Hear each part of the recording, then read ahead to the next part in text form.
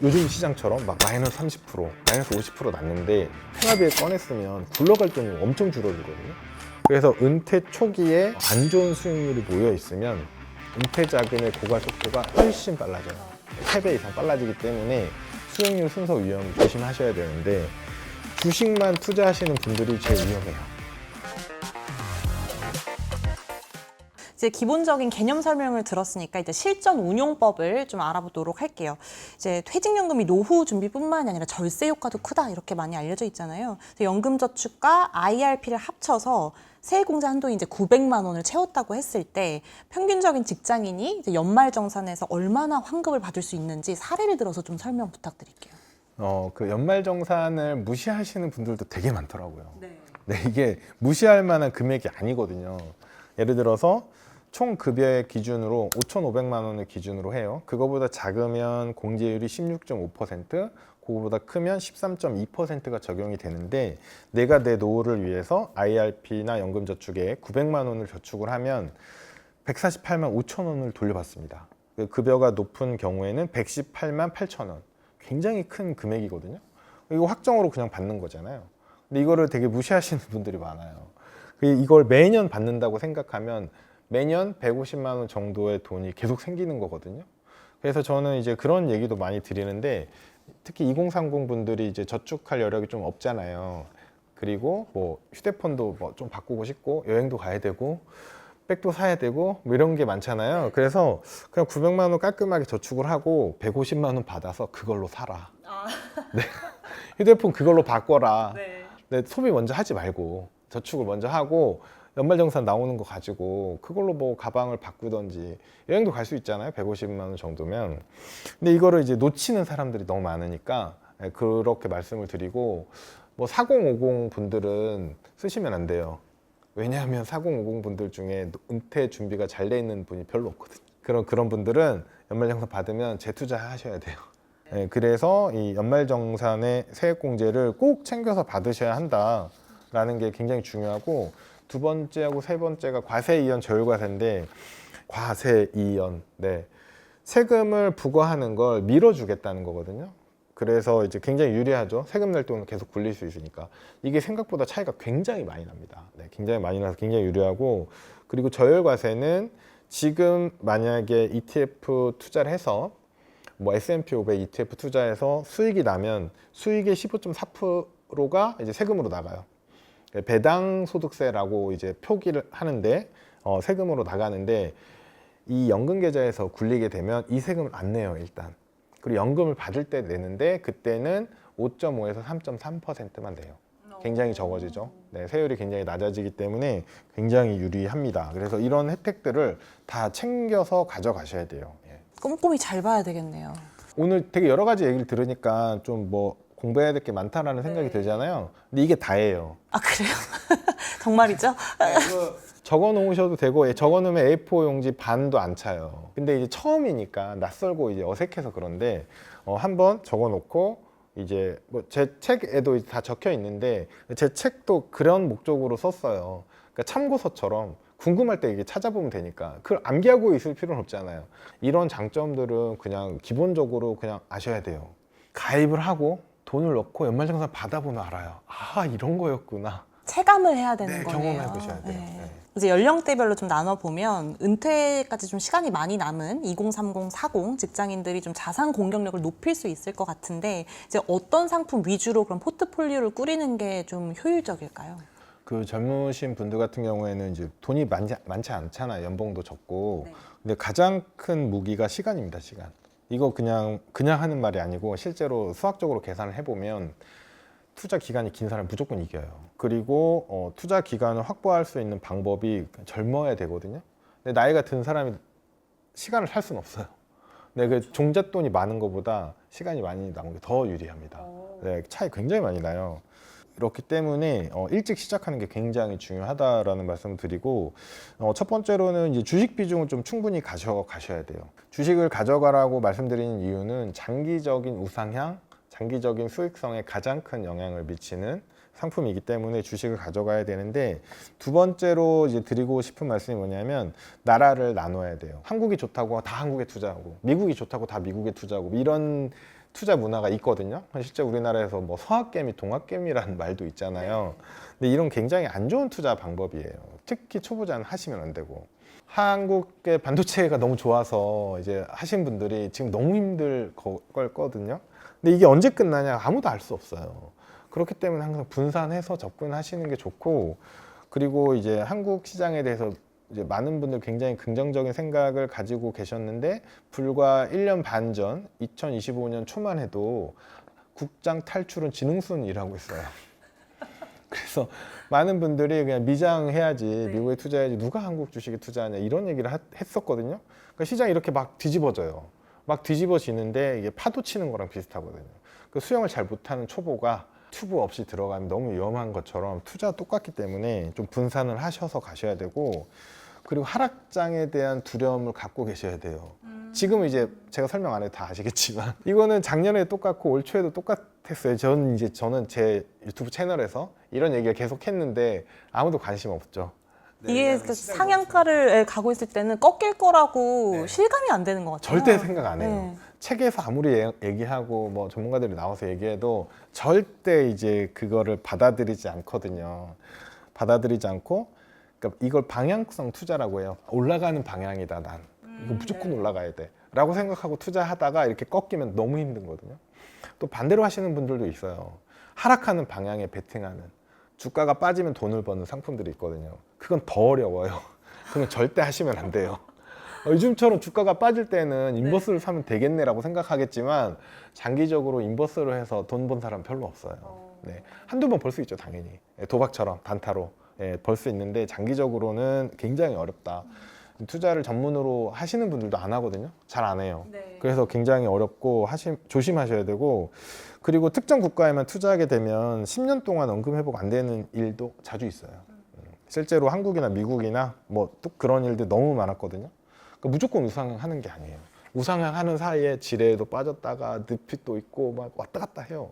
근데 이걸 어떻게 잘 슬기롭게 버텨야 되냐가 이제 핵심인데, 보통은 인내심을 가져라, 뭐 장기 투자해라, 묻어둬라, 잊어버려 이런 얘기 하는데 불가능해요. 사람이 할 수 있는 게 아니에요. 그러니까 사람이 할 수 없어요, 진짜로. 네, 그래서 이제 제가 권해드리는 방법은 분산 투자, 자산 배분이에요. 엄청 많이 먹진 못하지만 이렇게 힘든 시기들을 잘 극복할 수 있게 해주거든요. 그리고 굉장히 신뢰할 수 있게 되고, 그 저가 매수 할 수 있는 돈들을 계속 만들어줘요. 되게 심플하게 말씀을 드리면, 주식만 하는 사람이라면 현금을 30% 가지고 있었다면 지금 너무 좋잖아요. 너무 싸네? 지금 9,000포인트에서 지금 6,000포인트 아래로 막 내려가고 있는데, 그럼 너무 싼 거, 30%나 싼 거잖아요. 현금을 일부 빼서 싸게 사고, 더 빠지면 현금 일부 빼서 더 싸게 사고, 이렇게 하면 되거든요. 그리고 이제 너무 많이 올라가면 이제 비중이 너무 커지니까 일부 빼서 현금으로 바꾸고, 이런 거를 해주면 되는데, 이것도 사실 힘들어요. 심리적으로 안 되거든요. 주식이 올라가면 있는 돈 없는 돈 다 끌어서 몰빵 넣고 싶어서, 이것도 실제로 쉽지 않고, 그래서 제가 이제 보통 말씀드리는 거는 여러 나라 주식에 분산하고 국채, 금, 달러 요렇게 좀 분산하는 걸 많이 말씀드려요.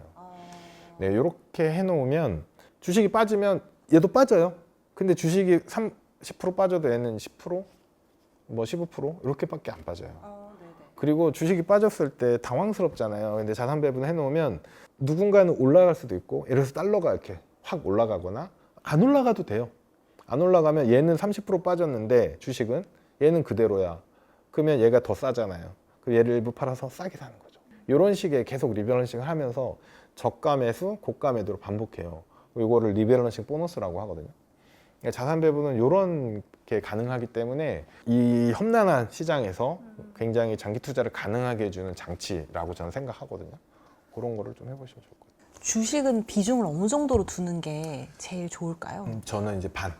절반은 주식에. 네, 절반 주식하고, 주식이 빠질지도 모르니까 요즘 같은 시기죠. 그런 시기를 대비해서 국채 30%, 그다음에 금 20% 정도 분산을 하고, 그리고 여기서 이제 달러가 안 나왔잖아요. 달러는 주식이나 금이나 국채를 환노출 ETF를 하게 되면 달러 투자가 되거든요.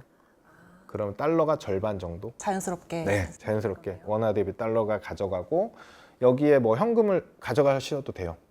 이것도 좀 부담스럽다고 하시면 현금을 뭐 20% 혹은 40% 하셔가지고 이 비중을 줄이는 거죠.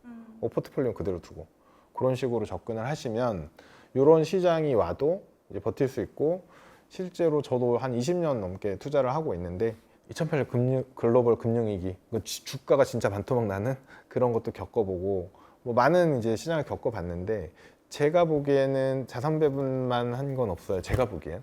그래서 시장 굉장히 다양한 모습들이 나온다는 걸 받아들이셔야 돼요. 근데 지금은 이제 강제로 받아들이고 계시잖아요. 현실이 됐기 때문에. 네네. 그래서 이제 원래 시장 그렇다. 원래. 그래서 이게 언제 반등하냐 아무도 모른다. 언제 꺾이냐 아무도 모른다. 라는 걸 받아들이고 예측이 어렵다. 전망은 이제 불가능하다라고 보고 가게 되면 자산 배분을 하면 훨씬 상대적으로 마음 편하죠. 그 하락장에 대한 두려움을 가져야 된다. 그래서 배분을 해야 된다. 그거는 많은 사람들이 굉장히 좀 공감도 하고 이번에 학습을 했을 것 같아요. 근데 이제 학습을 했는데 물려서 못 나오잖아요. 그래서 언제 하냐고 막 이러잖아요. 그러면 그분들이 이거 내가 투자한 원금만 회복되면 나 자산 배분 할래 라고 말하지만 절대 못해요. 왜냐하면 회복이 됐다는 건 시장이 30% 50%가 올랐다는 얘기잖아요. 그러면 더 태우고 싶어요. 그렇죠. 또 그 까먹죠, 과거를. 네, 까먹어요. 그걸 이제 최근성 편향이라고 하거든요. 최근성 편향. 네, 모든 사람들이 가지고 있어요. 그 심리 기제를. 그래서 이 최근성 편향 때문에 투자를 계속 실패하게 돼요. 오르면 계속 오를 것 같고 지금처럼 빠지면 계속 빠질 것 같아요. 근데 빠지면 싸구나, 오르면 비싸구나라고 생각하면 이제 투자가 좀 쉬워지거든요. 근데 대부분 그렇게 생각하기 쉽지 않아요. 근데 이제 자산을 분산해 놓으면 그런 심리 상태가 좀 자동으로 만들어져요. 왜냐하면 내가 주식만 갖고 있으면 주식이 오르려고 막 기도를 해야 되는데 주식도 갖고 있고 금도 갖고 있고 달러도 갖고 있으니까 주식이 빠지는구나, 그럴 줄 알았어. 언젠진 모르고 얼마나 빠질진 몰라. 하지만 빠지더라고. 빠질 때 난 싸게 사면 돼. 뭘로? 내가 분산해 놓은 다른 자산들, 50%의 자산을 주식이 아닌 걸로 갖고 있잖아요. 그런 걸 가지고 사면 되는 거고. 그리고 주식이 많이 올라. 기분이 좋기도 하지만 불안하기도 하잖아요. 그럼 주식 비중이 굉장히 커지잖아요. 그럼 팔고 다른 애들을 사는 거예요. 주식이 또 좋을 때는 얘네들이 인기가 없어요. 그러니까 시장이 항상 서로 다르게 움직이거든요. 그래서 이렇게 분산해 놓는 거라서 그런 식으로 접근하면 방향성에 대해서 크게 미련은 안 가져요. 물론 오르면 좋죠. 근데 그거는 나의 그냥 바람일 뿐이고 시장은 나의 바람과 상관없이 가니까. 그리고 이제 은퇴를 앞둔 5060 세대는 수익률을 높이는 것만큼 이제 노후 자금을 안정적으로 지키는 것도 되게 중요하잖아요. 그래서 은퇴 시점이 가까워 올수록 위험 자산 그리고 안전 자산 이 두 가지의 비중을 좀 어떻게 두는 게 좋을까요? 네. 은퇴하시는 분 혹은 은퇴를 앞둔 분들이 전부 안전 자산으로 가는 경우들이 있어요. 근데 이거 자체가 위험해요. 왜냐하면 은퇴를 하고 지금 90 넘게 살거든요. 60에 은퇴해도 30년 넘게 남았어요. 그럼 이 시간 동안 시간이 길게 남았다는 건 두 가지가 있는데, 하나는 물가 리스크가 있는 거고 두 번째는 장수 위험이 있거든요. 은퇴에서는 장수 위험 굉장히 중요하게 생각해요. 저한테 이제 상담 받으러 오시는 분들 중에는 자기는 한 80, 한두 살에 가고 싶다라고 얘기하시는데 그걸 누가 정해요? 그래서 그 나이에 맞춰서 이제 재무 설계를 해달라고 하시는데 저는 그렇게 안 해드리거든요. 그걸 어떻게 알아? 그럼 몇 살에 맞춰서 설계를 해야 되는? 저는 이제 통계청에 나오는 기대 수명이 데이터가 있어요. 기대 수명 플러스 10 해요. 왜 플러스 10씩이나 하세요? 기대 수명이 84세면 그 평균 값이거든요. 근데 평균이라는 건 절반은 그보다 오래 산다는 얘기잖아요. 그래서 기대 수명으로 계산하면 안 돼요. 그러면 장수 위험에 노출돼요. 그래서 기대 수명 플러스 10 이렇게 해요. 그러면 이제 90 몇 살까지 다 나오거든요, 보통. 여자분들은 더 많이 나와요. 100살 넘게 나와요. 장수 나이라고 제가 그냥 얘기하는데 장수 나이까지 대비를 하셔야 되거든요. 위험한 것 중에 하나가 뭐냐면 돈보다 내가 오래 살면 안 돼요. 그렇게 하지 않으면 자식들한테 손 벌려야 돼요. 네, 상당히 이제 난감한 일이 되는 거고 자식 입장에서도 상당히 이제 어려운 상황이 되는 거기 때문에 장수 위험이라는 거를 꼭 기억하셔야 되고, 재산이 100억 있으면 상관없어요. 이자만 받고 살아도 되니까. 근데 대부분이 아니니까 그런 사람 없거든요. 그래서 그런 분들인 경우 뭐 은퇴 자금 뭐 3억, 5억, 10억 되게 다양한 케이스들이 있는데 그 은퇴 자금을 잘 관리해서 운영을 하셔야 돼요. 투자를 해야 된다는 말이거든요. 그래서 안전자산을 너무 많이 가져가시면 안 되고, 주식 비중이 어느 정도가 좋으냐, 뭐 케이스 바이 케이스이긴 한데 저는 여전히 50%를 얘기를 합니다. 네. 왜냐하면 나머지 안전 자산이 나머지 50%가 있기 때문에 그렇게 해서 이제 가져가시기를 전 권하고, 뭐 한 80이 넘었다라고 하시면 이제 훨씬 줄이셔도 돼요. 예. 현금 비중을 쭉 늘리셔가지고 더 안정적으로 좀 가져가셔도 되기 때문에. 근데 은퇴 시점에 전부 다 안전자산 원리금 보장용으로 가져가는 건 굉장히 위험하고요. 또 기억하셔야 되는 게 수익률 순서 위험이라는 게 있어요. 수익률이 어떤 순서로 오느냐가 되게 중요하다는 얘기인데, 돈을 모아갈 때는 이게 그렇게 중요하지 않아요. 근데 은퇴를 했을 때는 모인 돈에서 생활비를 꺼내 써야 되잖아요. 근데 올해 요즘 시장처럼 막 마이너스 30%, 마이너스 50% 났는데 생활비를 꺼냈으면 굴러갈 돈이 엄청 줄어들거든요. 그래서 은퇴 초기에 안 좋은 수익률이 모여 있으면 은퇴 자금의 고갈 속도가 훨씬 빨라져요. 3배 이상 빨라지기 때문에 수익률 순서 위험을 조심하셔야 되는데, 주식만 투자하시는 분들이 제일 위험해요. 안 좋은 수익률이 몰려다닐 수 있거든요. 그리고 깊은 안 좋은 수익률이 나오기 때문에. 그래서 자산 배분 권해드리죠. 자산 배분을 하게 되면 손실이 1년 이상 연속으로 발생하는 경우는 거의 없어요. 당연히 손실은 발생하지만 두 번째로 손실의 깊이가 뭐 마이너스 30, 마이너스 50은 아니에요. 마이너스 10% 정도대에서 이제 제한되기 때문에 훨씬 안정적이거든요.